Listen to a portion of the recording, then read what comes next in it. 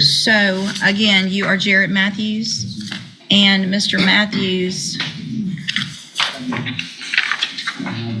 get back to my, get back where I need to be here, hold on.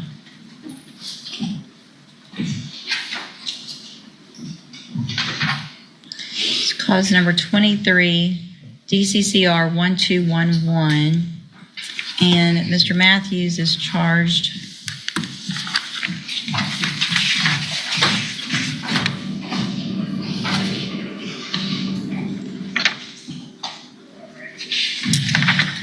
with unlawful possession of a firearm by a felon from September 13th of 2022.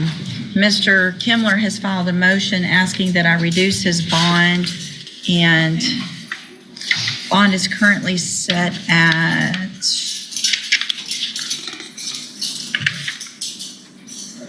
$30,000. Looks like, is that correct? Is that right? Mr. Kimler? I think it was more than that. Yeah, it was at It's 100 is what I thought. So it was initially set at 30. So let me see here.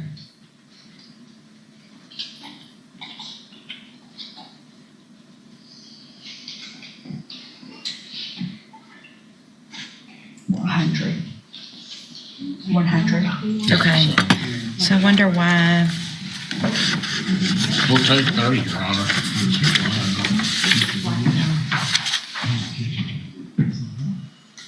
Sure you will. I'm just looking at, okay, so apparently back in September of 2022, there was a bond set, and then I guess Mr. Matthews made that bond. Then he went to custody in Louisiana and stayed in custody. And when he got back, it was reevaluated in a bond set at $100,000. Right. So I have and will take judicial notice of the court's file, including the probable cause affidavit, the magistration documentation that was used at the jail, and also the public safety report.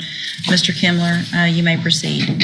Your Honor, I suppose the initial bond was $30,000, and then, of course, he accrued the cases in Louisiana, was in custody on the next court date, so was unable to make that. I don't think there's been any type of intervening circumstances from the time that he got the $30,000 bond and now that would warrant an increase in the bond other than just being out of state incarcerated. Well, that we didn't have the public safety report system back in 2022, so I'm sure the new magistration process, that magistrate looked at the several pages that are included in that.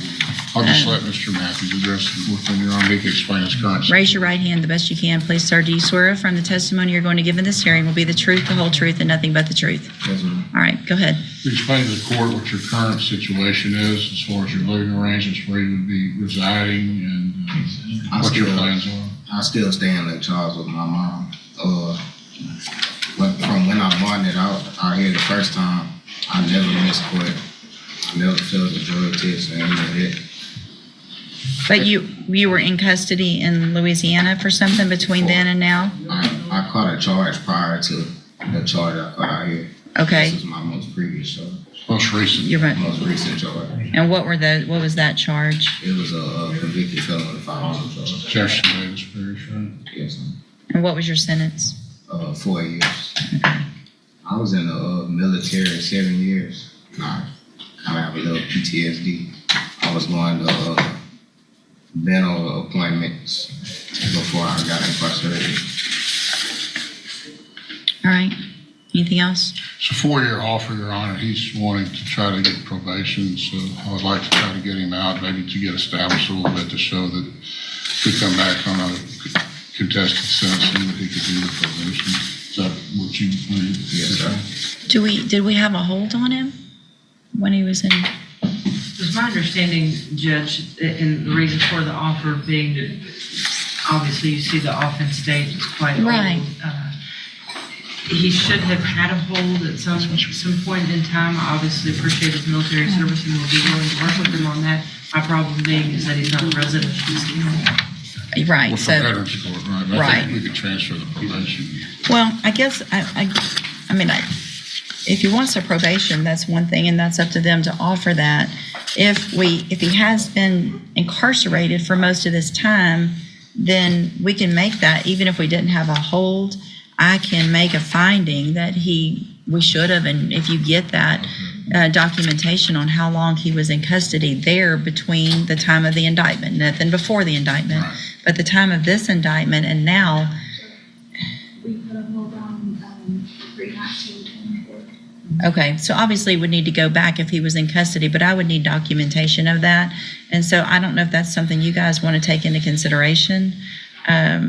And that's what my notes have reflected, the credit for the time that I was anticipating we would have had a hold, because he's been in custody at least 18 months now. Right, which, He's asking he for. would have enough time under his belt. And I understand what he's asking, but I don't know if y'all want to visit about that. I've explained. Opportunity. He wants an opportunity to do probation, so. Well, that's between y'all then. And so Well, it then, could be a- all right, back to the bond. It could be So, a gap, Your Honor.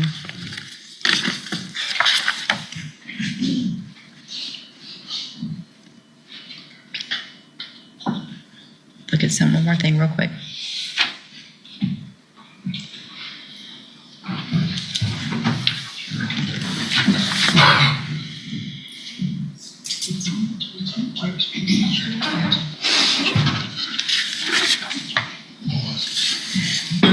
So here's the thing. He's obviously a convicted felon, picked up an unlawful possession of a felon over in Jeff Parish, picked up another one after that over here. So at this time, based on all of the information that I've received, again, from that public safety report, as well as the criminal history, the facts of the case, I'm going to deny the motion to reduce the bond.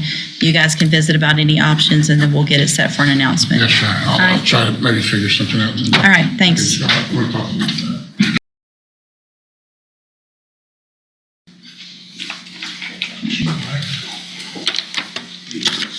All right, so you're Stephen Boudwin? Yes, ma'am. And let me get this pulled up. Is it, And so if I can, hold on just a Okay. second. Let me just get what I need to, and then I'll let y'all.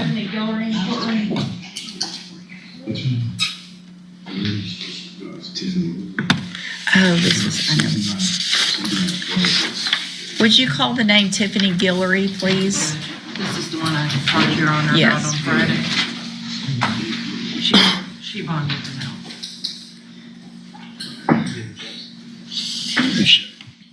she actually, I wasn't sure about this.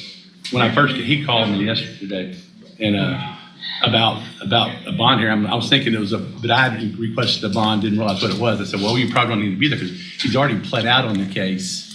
And we were waiting on a PSI. And we were looking at, we were going to see what happened with parole. I think he's been released from parole. The parole hold's been lifted. No response. And then I get a call from her, and she started explaining. I said, well, he needs to be there for the bond hearing. I don't know all the ins and outs about the issue about the increase of the bond, but she informed me as well that she had signed the bond to bond him out, and she sent a letter to the court, I believe, which was I have forwarded it. to me. And I told him that he needed to go and contact the probation department to do a PSI. I mean, I just told him yesterday. I don't know if he's contacted him yet or not. Yes, they scheduled me to come in today. So I'm coming off the court. Ms. Malfino? Thank you, Judge, and thank you again for your time while you were on vacation this weekend. And I was dealing with this matter with Ms. Guillory, who came to my office in tears, also tried to come to the court. I confirmed with your coordinator about that, in tears, about how fearful she was of this gentleman.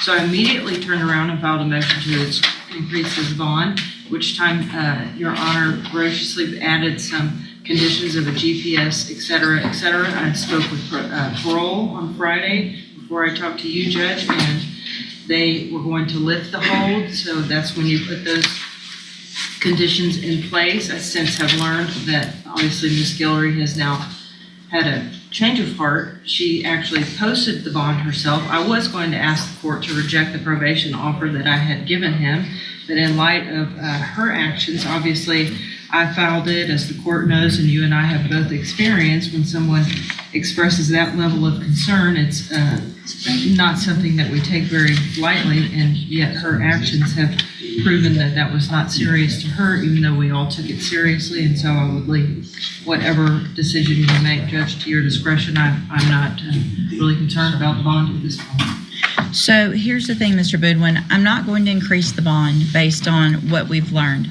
However, a condition of your bond is still, and what has been the whole time, that you have absolutely no contact and no communication at all with Tiffany Guillory. She cannot give you permission to violate that order. Do you understand? So I understand she wouldn't bonded you out. She's written me a letter. At this point, I don't care about any of that. Period. Now, once you're on probation, maybe some of that will change, but as of right now, no communication, no contact. That's in person, that's through your phone, that's through sending messages. Again, she cannot say, it's okay, I won't tell. If something happens and she changes her mind again, which is likely, it sounds like, and contacts Ms. Malfino and says, okay, I thought it was okay, but now it's not, he's coming around, you're going back to jail and you probably won't have a bond. That's how serious I am about this. Okay, so we'll reset it. You need to take care of your pre-sentence report. You need to talk to probation, go there today, get that set up, and then we'll see where we are when we come back for sentencing. And you have that GPS device on?